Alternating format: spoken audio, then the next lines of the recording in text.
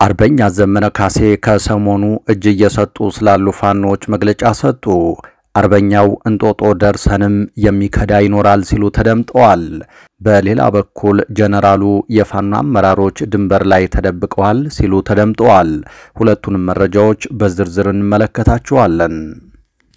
በሌላ በኩል የአማራ ባንክ ሰራተኛ የነበረው ኢሳያስ በላይ በመንግስት ደህንነቶች ታፍኖ ከተወሰደ በኋላ በአሰቃቂ ሁኔታ በምርመራ ክፍል ውስጥ መገደሉ ተሰማ። ልክ የዛሬ ዓመት በዚህ ወር በምርመራ ክፍል ውስጥ በአሰቃቂ ሁኔታ ስለተገደለው ኢሳያስ በላይ የምርመራ ዘገባም ሰርቻለሁ ሲል መሰረት ሚዲያ አጋልጧል። ዝርዝር መረጃውን ይዘናል። ከነጩ ቤተ መንግስት ለ4 ኪሎ ጥብቅ መረጃ ተልኳል። ከነጩ ቤተ መንግስት ለ4 ኪሎ ጥብቅ መረጃ መላኩ ተሰማ። ነቅታችሁ ጠብቁ፣ ሙሉ የወረራ ዝግጅት ተደርጓል ይላል ከዋይት ሃውስ ወደ 4 ኪሎ የተላከው መረጃ። የአሜሪካው ሴናተር ኤርትራ ከኢትዮጵያ ጋር ጦርነት ለመክፈት ዝግጅቷን ጨርሳለች ማለታቸው እያነጋገረ ነው። ሴናተሩ ያሾለኩት መረጃ ተጨማሪ ውጥረት እንዳያባብስም ተሰግቷል። ዝርዝር መረጃውን ይዘናል። ሰላም ጤና ይስጥልን። በመላው የዓለም ክፍል ሆናችሁ ዝግጅታችንን የምትከታተሉ ክቡራትና ክቡራን የኢትዮስ ሚዲያ ቤተሰቦች እንደምን ቆያችሁ? እነሆ ከተለያዩ ታማኝ መረጃ ምንጮች የደረሱንን አዳዲስ መረጃዎች ይዘን ቀርበናል። ለቻናላችን አዲስ የሆናችሁ ካላችሁ ሰብስክራይብ አድርጉ፣ ቪዲዮውንም ላይክ እና ሼር በማድረግ ጀምሩ። በቀጥታ ወደ ዝርዝር መረጃው አለፍን። እስከ መጨረሻው ተከታተሉን።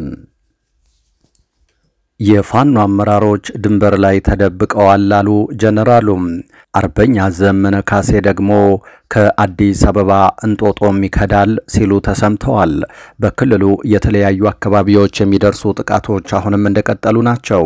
2 ዓመት ሊያስቆጥር የሳምንታት ዕድሜ በቀረው የአማራ ክልሉ ጦርነት የመከላከያ ሰራዊቱ አመራሮችም የብልጽግናው ሹማምንትም ተፋላሚዎቻቸውን ደጋግመው አብቅቶላቸዋል ሲሉ ነው የሚታወሱት። የክልሉ ህዝብ ደግሞ አባትና ልጅ ሚሊሻና ፋኖ ሆነው እንዲገዳደሉ የሚያደርግ የእርስ በርስ ጦርነት ውስጥ ገብተናል ሲል ይገልጻል። እንዲህ የሚነገርለት የክልሉ የእርስ በርስ ጦርነት በተለያዩ አካባቢዎች ትናንትና ዛሬ በደረሱ ጥቃቶችም የሚገለጽ ነው። በምስራቅ ጎጃም ማቻከል አማኑኤል ከተማና በደቡብ ወሎ ሐይቅ የደረሱ ጥቃቶች ደግሞ ቀዳሚዎቹ ናቸው። በእነዚህ ከተሞች የደረሱ ጥቃቶች ተቋማት ላይ ውድመትን ያስከተሉና የመንግስት ኃይሎችንም ለጉዳት ያጋለጡም ሆነዋል። ከከተማ ጥቃቶች ባሻገር የደፈጣ ውጊያም ጉዳቱ ተመሳሳይ ነው። ላብነትም ከእንጅባራ አቅራቢያ ሻራታ በጃዊ ወረዳ ውስጥ የተሰነዘሩ የደፈጣ ጥቃቶች ይነሳሉ። በክልሉ እንዲህ ባለ መንገድ የእርስ በርስ ውጊያው የኢትዮጵያውያንን ሕይወት እየነጠቀ ማህበረሰቡንም እያጎሳቆለ ቢቀጥልም ቅሉ የሰራዊቱ አመራሮች ግን አለቀ ደቀቀ ላይ ናቸው። የምስራቅ እዝ አዛዡ ሌተናንት ጀነራል መሐመድ ተሰማ ደግሞ አንዱ ናቸው። በርካታ ሰራዊታቸውን በተለይ በጎጃምና ደቡብ ጎንደር ቀጠናዎች አሰማርተው ወንድሞቹ ጋር እያፋለሙ ያሉት ጀነራሉ የፋኖን አቅም አደቀቅ ነው ሲሉ ተናግረዋል። የበታች አዛዦቻቸውን ሰብስበው ባደረጉት ንግግር ፋኖን ባደረስንበት ቅጥቀጣ የጽንፈኛ አመራር ነን የሚሉ የሚመሩት ተዋጊ በከፍተኛ ደረጃ ተመቷል።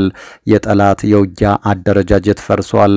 የህዝብ ድጋፉንም በከፍተኛ ደረጃ አጥቷል። በዚህም መሪዎች ነን የሚሉ ራሳቸውን በህይወት ለማቆየት በየበረሃና በጎረቤት ሀገር ድንበር የመደበቅ ስልት ላይ ተወጥረዋል የሚል ማብራሪያ ነው ያቀረቡት። በእርግጥ በወታደራዊ አመራሮች በኩል ኃይላቸውን ለማበረታታት መሰል ንግግሮችን ማድረግ የሚጠበቅ ቢሆንም ከሰሜን ሸዋም ከጎንደርም ከጎጃምም ከወሎም የፋኖ አመራሮች በርካታ ኪሎ ሜትሮችን በማቆራረጥ ቋራ ላይ ለቀናት ስብሰባ አድርገው አደረጃጀትም ፈጥረው ተመልሰው ወደ የቀጠናቸው ያቀኑት ከቀናት በፊት መሆኑን ግን ጀነራሉ ያጡታል ተብሎ አይጠበቅም። በርግጥ ከሰሞኑ የተወሰኑ የፋኖ አመራሮች በተለይ በደቡብ ጎንደር አካባቢ እጅ ሰጡ በሚል መገለጹ የሚታወስ ነው። ሰልጣኝ የፋኖ ኃይሎችን ሰብስበው ያነጋገሩት የፋኖ አመራሩ አርበኛ ዘመነ ካሴም መክዳት በትግል ውስጥ የሚያጋጥም ነው ይሉና አዲስ አበባ እንጦጦ አብሮህ የቆየ ሊከዳህ ይችላል፣ ትግል ባህሪው ነው ሲሉ ተሰምተዋል። በዚህም ተባለ በዛ ግን የክልሉ ጦርነት ከመሰል የደመሰስናቸው አጠፋናቸው ከዱ ትርክት ወጥቶ አምራቹ ዜጋ የማያልቅበት ዘላቂ የፖለቲካ መፍትሄ ይፈለግለት ዘንድ ነው የብዙሃኑ ጥያቄ። በሌላ መረጃ ልክ የዛሬ ዓመት በዚህ ወር በምርመራ ክፍል ውስጥ በአሰቃቂ ሁኔታ ስለተገደለው የአማራ ባንኩ ሰራተኛ ኢሳያስ በላይ የምርመራ ዘገባ ተጋልጧል። ቀጥሎ እናቀርባለን። መረጃው ኢሳያስ በላይ ማን ነው ከሚለው ይጀምራል። ለ6 ዓመታት ያህል በኢንፎርሜሽን መረብ ደህንነት ኤጀንሲ ኢንሳ ውስጥ ከፍተኛ የሳይበር ደህንነት ባለሙያ ሆኖ አገልግሏል። በ2014 ዓ.ም የአማራ ክልል ፖሊስ ኮሚሽን እና የክልሉ ሰላምና ደህንነት የሚጠቀምበት ወታደራዊ ሬዲዮ የመለያ ኮዱ በቀላሉ ተጋላጭ ሆኖ ተገኘ። ይህንን የሬዲዮ ትስስር እንደ አዲስ ማስተሳሰር ግድም ሆነ። የወታደራዊ ሬዲዮ ትስስሮች እንዲሁ በቀላሉ የሚከወኑ አይደለም። በዘርፉ ልምድ ያላቸው ዓለም አቀፍ ተቋማት ተወዳድረው በሚሊዮን የሚቆጠር ዶላር የሚጠይቁበት ስራ ነው። አገርን ለከፍተኛ ወጪ የዳረገ የሬዲዮ ግንኙነት መረብ እንዲሁ በቀላሉ የይለፍ ቃሉ ተሰብሮ ሚስጥሮች የሚባክኑ ከሆነ ደግሞ ሌላ የሀገራዊ ደህንነት ስጋት ነው። ይህ ስጋት በ2014 ዓ.ም በአማራ ክልል ፖሊስ ኮሚሽንና የሰላምና ደህንነት የሬዲዮ መገናኛ ላይ በግልጽ ታየ። ችግሩ እንዴት ይቀረፍ በሚል ኢንሳ መፍትሄ ሲያፈላልግ ኢሳያስ በላይ በተቋም ውስጥ ያገኘውን ዓለም አቀፍ ልምድ በመውሰድ የክልሉን የሬዲዮ አውታር እንደ አዲስ ለማቀናጀት ሐሳቡን አቀረበ።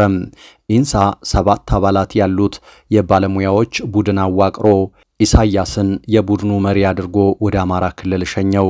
ቡድኑን በማስተሳሰር የአማራ ክልልን ከወረዳ ጀምሮ እስከ ዋናው ቢሮ ድረስ ያለውን የሬዲዮ ትስስር በዘመናዊ መልኩ አቀናጅቶ ለክልሉ መንግስት በ2 ወራት ጊዜ ውስጥ አስረክቧል።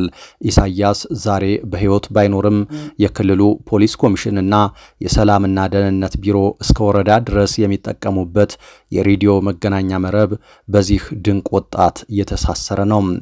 ኢሳያስ በላይ ለምን ተገደለ?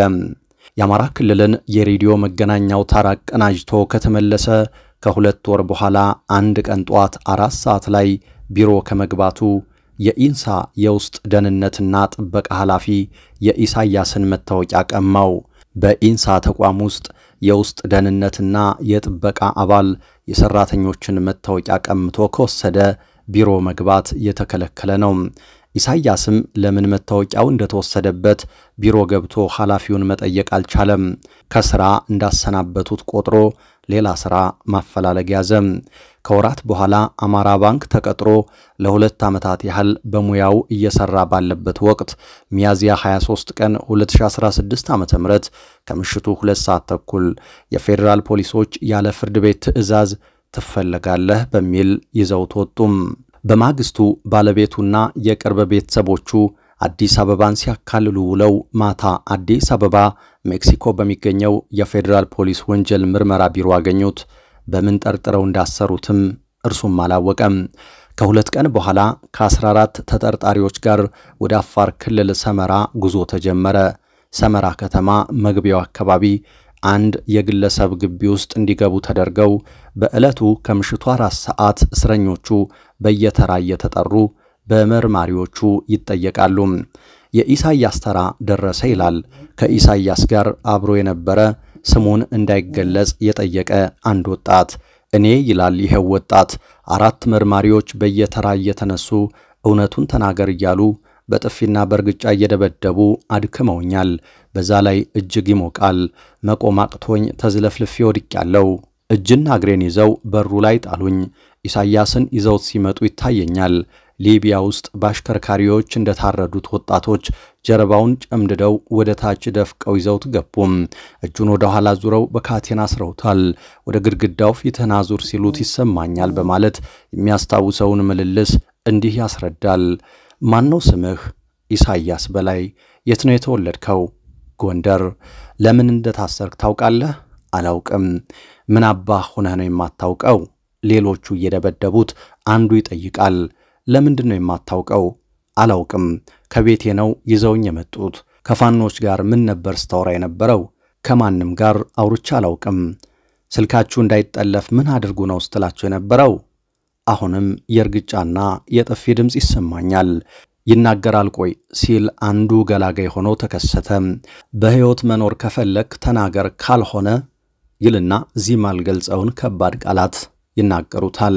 የሆነው ሆኖ ምርመራ ከገባ በኋላ በደረሰበት ስቃይና መከራ ኢሳያስ ሕይወቱ አልፏል። መርማሪዎቹ የኢሳያስን አስከሬን ለቤተሰቦቹ ሲያስረክቡ ለማንም ቢሆን ታስሮ እንደነበር እንዳትናገሩ ብለው የዛሬ ዓመት ግንቦት 7 ቀን አስከሬኑን አስረክበዋቸዋል። ኢሳያስ በላይ የሁለት ልጆች አባትና ባለትዳር ነበር። በሌላ መረጃ የሀገሪቱ የሕክምና ባለሙያዎች ከፊል አድማ ሲቀጥል ሙሉ አድማቸው ከቀጣይ ሰኞ የሚጀምር ስለመሆኑ ይፋ አድርገዋል። የብልጽግናው መንግስት ሐኪሞችን ማሰርና ከተቋማት ማባረሩን ገፍቶበት ያሰራቸው የማህበሩ ፕሬዝዳንት ስልክ ላይ ያደረገው ተግባርም መነጋገሪያ ሆኗል። የሀገሪቱ ሐኪሞች ለኢትዮጵያ ሕዝብ ጥሪ አቅርበዋል። ከዚህ በፊት የመከላከያ ሰራዊቱን ጨምሮ ለጸጥታ አካላት አድማቸውን ላልተቀላቀሉ የጤና ባለሙያዎችም መልእክትና ማስጠንቀቂያ አስተላልፈው ነበር። አሁን ደግሞ ለሁሉም የሀገራችን ሕዝብ በሚል የባለሙያዎች ንቅናቄ መልእክት አስተላልፏል። የምናገለግለው የተከበረ ሕዝብ እንደሆነ እናውቃለን። በዚህም ኩራት ይሰማናል። የምናገለግልበትን ሙያ እንወደዋለን። ስነ ምግባሩንም ጠንቅቀን እናውቃለን። አሁን ግን አቃተን። ልናክምህ መተን ባዶ ሆዳችንን መስራት ተሳነን። ከሰው በላይ ደክመን ተምረን ለቤተሰቦቻችን ይቅርና ለራሳችን መሆንም አቃተን። ይህንንም መንግስት ይሰማናል ብለን በኢትዮጵያዊ ጨዋነት ጥያቄያችንን ደጋግመን አቀረብን። መልስ ግን አላገኘንም። ይልቁንስ አልተራባችሁም ተባልን። ዳቦ የጠየቀ ሐኪምም አልተራብክም፣ ውሸትክን ነው፣ አመፀኛና የጠላት ተላላኪነህ ተብሎ ወህኒ ቤት ተወረወረ ሲልም ያብራራል። እናም ህዝባችን ሌላ ምንም ድብቅ ዓላማ የሌለን የአብራክህ ክፋይ ልጆች መሆናችንን አስታውስ። በመንግስት አሉባልታም አትደለል። ይልቁንስ መብታችን እንዲከበር ተባበረን፣ ከጎናችንም ቁም። እናም ጥያቄያችን ተመልሶ ወደምንወደው ህዝብ የማገልገል ህይወትንም የማዳን ሥራ እንድንሰማራ አግዘን ሲሉ ነው ጥያቄያቸውን ያቀረቡት። ወደ ሙሉ አድማ ለመሸጋገር ያቀረቡት ቀነ ገደብም አንድ ቀን ብቻ ቀርቶታል። በዚህ ሂደት ውስጥ በርካታ ሬዚደንት ሐኪሞች ከተቋማት እየተባረሩ ናቸው። ጎንደር፣ ሐዋሳና ወልቂጤም ይህ ታይቷል። በስራ ማቆም አድማ የታሰሩ የጤና ባለሙያዎች ቁጥርም 80ን ተሻግሯል። ትናንት የጤና ሚኒስቴር ውይይት አደረግኩ የሚል መረጃን አሰራጭቶ መልሶ ካጠፋው በኋላም እንደገና መለጠፉም ሌላኛው ያገዛዙ ጭንቀት ማሳያ ተደርጎም ተወስዷል። ሚኒስቴሩ ከሰሞኑ ያወጣው መግለጫ ደግሞ ከእውነት የራቀና ትክክለኛ ጥያቄ ያቀረቡ የጤና ባለሙያዎችን በሐሰተኛ መረጃ የተወናበዱ ምንም አይነት መሰረታዊ ጥያቄ የላቸውም ከማለት አይተናነስም ሲል ውድቅ ያደረገው ደግሞ የጤና ባለሙያዎች ማህበር ነው።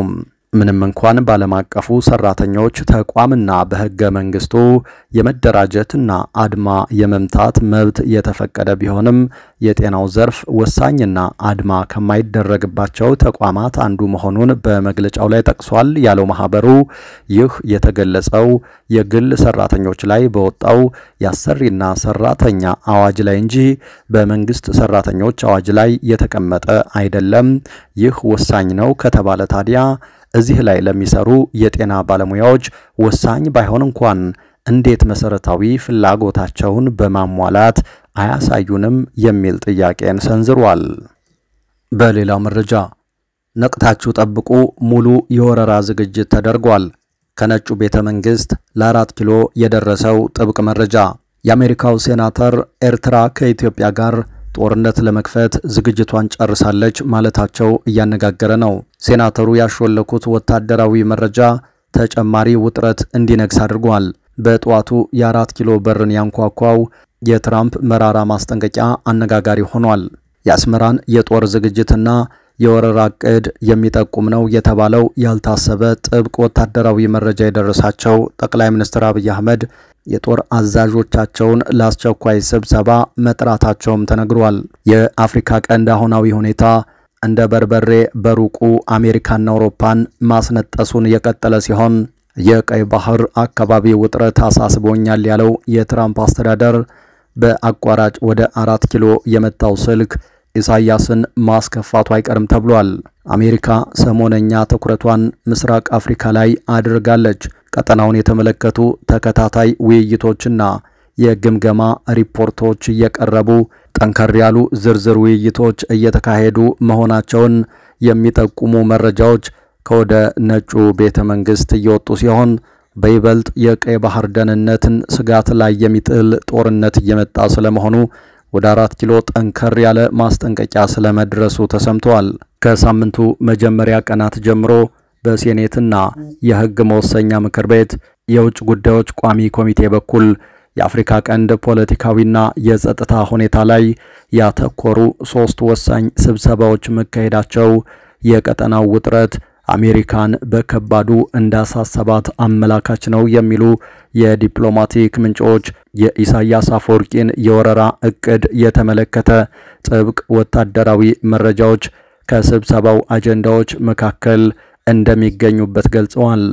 ይህንኑ የአስመራ የወረራ ዕቅድ የተመለከተ ጠንከር ያለ ማሳሰቢያም የ4 ኪሎ በርን ማንኳኳቱ ተዘግቧል። ከስብሰባዎቹ አፈትልከው የወጡ መረጃዎች እንዳመለከቱት ከሆነ ኤርትራ በኢትዮጵያ ላይ ድንገተኛ ወረራ ለመፈጸም ወታደራዊ ዝግጅቷንና ስምሪቷን እያጠናቀቀች መሆኑንና ወረራው ሊጀመርባቸው የታሰቡ ግንባሮችን ጭምር የተመለከቱ ዝርዝር መረጃዎች የተካተቱበት ሪፖርት ቀርቦ ውይይት እንደተደረገበት ተገልጿል። ስለ ኤርትራ የጦርነት ዕቅድና ዝግጅት ጠጠር ያሉ ጉዳዮችን የያዘ ሪፖርት ያቀረቡት በአሜሪካ የሜሪላንድ ግዛት ሴናተር የሆኑት ከሪስ ቫን ሆለን ሲሆኑ ኤርትራ የጦርነት ዝግጅት እያደረገች መሆኗን የተመለከተ ዝርዝር መረጃ እንዳላቸው መናገራቸው ታውቋል። ከትናንት በስቲያ በተደረገ የሴኔት ውጭ ጉዳይ ስብሰባ ላይ የተሳተፉት ሴናተሩ ባደረጉት ንግግር የኤርትራው መሪ ኢሳያስ አፈወርቂ በኢትዮጵያ ላይ ጦርነት ለማወጅ ሁለንተናዊ ዝግጅት እያደረገ መሆኑን እናውቃለን ያሉ ሲሆን ፕሬዝዳንት ኢሳያስ አዳዲስ ተመራቂዎችን ወደ ግንባር ከማሰማራትና ውጊያ ይጀመርባቸዋል ተብለው በተለዩ የድንበር አካባቢዎች ላይ ከሚደረገው የተቀናጀ የምሽግ ቆፋሮ በተጨማሪ ለተጠባባቂ ጦሩ አስቸኳይ ሚስጥራዊ ጥሪ አድርገዋል ሲሉ አክለዋል። አደገኛ ሚስጥር ወጥቷል ሲሉ ጀነራሉ ተናገሩ። ጌታቸው ረዳና ጀነራሉ በሌላው ውዝግብ ተፋጠዋል። ጀነራሉና አቶ ጌታቸው ረዳ አዲስ ውዝግብ ውስጥ ገብተዋል። አንድ ወጣ የተባለ ሚስጥር ከበድ ያለ ውዝግብ አስነስቷል። ምልልሱ በማህበራዊ ሚዲያና በመግለጫ ሆኗል። አቶ ጌታቸው የቀድሞ ጓዶቻቸውን እስከ መጨረሻው እታገላቸዋለሁ እንዳሉት ሁሉ እያደረጉት ነው። አቶ ጌታቸው ረዳ ከሰዓታት በፊት በትግራይ የተካሄደ ነው ያሉትን በህገወጥ የሰዎች ዝውውር ወይም ዘመናዊ ባሪያ ፍንገላን በተመለከተ አንድ ጽሑፍ አጋርተው ነበር። በዚህም እሳቸው ስልጣን ላይ በነበሩበት ወቅት ጥናት ተጠንቶ ጉዳዩን የፕሬዝዳንት ታደሰ ወረደ ቢሮ፣ ፖሊስ ኮሚሽንና አንዳንድ ከፍተኛ የሰራዊት አመራሮችም የሚያውቁት እንደነበር ጠቅሰው ትችታቸውን አስፍረዋል። በዚህም ስልጣኑን ከራሳቸው ከአቶ ጌታቸው የተረከቡትን ሌተናንት ጀነራል ታደሰ ወረደን በስም ጠቅሰው ማብራሪያቸውን የሰጡት አቶ ጌታቸው ከፕሬዝዳንቱ ጽህፈት ቤት በኩል ደግሞ ከበድ ያለ ትችት ተሰምቶባቸዋል። የጀነራል ታደሰ ወረደ የፕሬዝዳንቱ ጽህፈት ቤት ባወጣው መግለጫ የአቶ ጌታቸው የሰሞኑ አስተያየቶች የትግራይን ብሔራዊ ጥቅሞች የሚነኩ ናቸው ሲል አስታውቋል። በዚህም በተለይ ደግሞ ከፋና ጋር የነበራቸውን ቆይታ በማንሳት ነው ትችቱን የሰነዘረው። ይኸው የፕሬዝዳንቱ ጽህፈት ቤት መግለጫም የተወሰኑ አካላትን ለማጥቃትና ቂም ለማወራረድ ከትግራይ ብሔራዊ ጥቅም ውጪ መንቀሳቀስ ኃላፊነት የጎደለው ተግባር ነው ሲልም ትችቱን አሰምቷል። ባለፈው ሳምንት የትግራይ ጊዜያዊ አስተዳደር ፕሬዝዳንት የነበሩት አቶ ጌታቸው ረዳ ፋና ላይ ቀርበው ሲናገሩ የተደመጡት የተጠያቂነትና የህግ የበላይነትን ለማረጋገጥ ያለመ ሳይሆን በግለሰቦች በቡድንና በተቋማት እንዲሁም በፖለቲካዊ ፍላጎት ላይ በሚሰነዘር ጥቃትና የበቀል እርምጃ ላይ የተመሰረተ ነው ሲልም ይኸው መግለጫ አስታውቋል። አቶ ጌታቸው በስልጣን ዘመናቸው ያጋጠሟቸውን ውድቀቶች በሌሎች ላይ ተጠያቂ አድርገዋል በሚልም ከሷል። ተግባራቸው አዲስ ትውልድ ወደ አመራር መጥቷል ብለው ሲደግፏቸው ለነበሩት የትግራይ ወጣቶች አሳፋሪ ብቻ ሳይሆን ኃላፊነት የጎደለው ፍትህና ተጠያቂነትን በሚዲያ ፕሮፓጋንዳ ለማበላሸት ሞክረዋል ሲልም ተችቷል። በተጨማሪም አቶ ጌታቸው በመጨረሻ እንደ መሪ ወደ ፍትህና ተጠያቂነት በጊዜ ከመምጣት ይልቅ የምርመራ ውጤትን ለማንም ያልተገለበጠን በማህበራዊ ሚዲያ ላይ አውጥተዋል። ይህ ኃላፊነት የጎደለው ተግባር ነው። እነሱን ለማጥቃት የሚሹትን ግለሰቦች ላይ ያነጣጠረ ብቻ ሳይሆን የፍትህና የተጠያቂነት እንቅስቃሴን በማዳከም በምርመራው ሂደት ውስጥ የተሳተፉ ግለሰቦችን እና ቤተሰቦቻቸውን አደጋ ላይ የጣለ ነው ሲልም አቶ ጌታቸው በትግራይ ተንሰራፍቷል ባሉት የሰው ሽያጭ ዙሪያ ያወጡትን መረጃ አጥብቆ ተችቷል። ጀነራል ታደሰ የሚመሩት ይኸው የፕሬዝዳንት ጽህፈት ቤቱ መግለጫ ከቀድሞው ፕሬዝዳንት ብቻ ሳይሆን ከማንኛውም አካል ጭምር የማይጠበቅ አሳፋሪ የውርደት ተግባር ነው ሲልም ጠበቅ ያለ ትችትን አሰምቷል። የተወደዳችሁ አድማጭ ተመልካቾቻችን ከተለያዩ ታማኝ መረጃ ምንጮች የደረሱን አሁናዊ መረጃዎች እነዚህ ነበሩ። ኢትዮስ ሚዲያ ከቆይታ በኋላ በሌሎች መረጃዎች ተጠብቃችኋለች። እስከዛው በያላችሁበት ሰላም ጊዜ ተመኘን።